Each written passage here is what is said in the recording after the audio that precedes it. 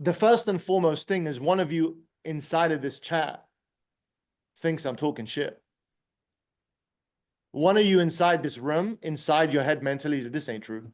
This can't happen. This ain't a reality. You don't have to say who it is. You don't have to admit to it. I already know. And that's the thing that you need to crush. That's the voice in your head you need to get rid of. Okay? If you're interested in making money, if you're interested in getting good at something, okay?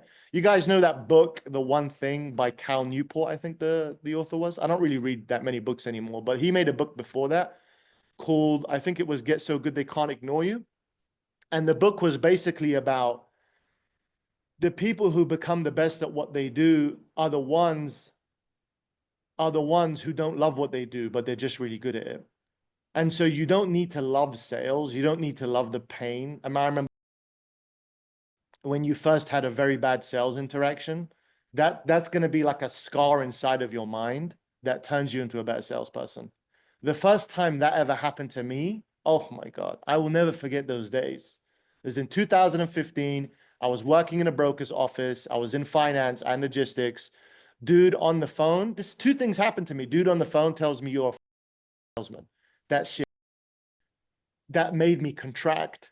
I'll never forget that day. Okay. Then another bad thing happened to me is the owner of the business in front of everyone in the office. Okay. Tells me in front of everyone, you're loud in front of everyone. Again, I contracted again. Okay. But that became like a scar in my mind where I tried to quit, by the way, when that happened.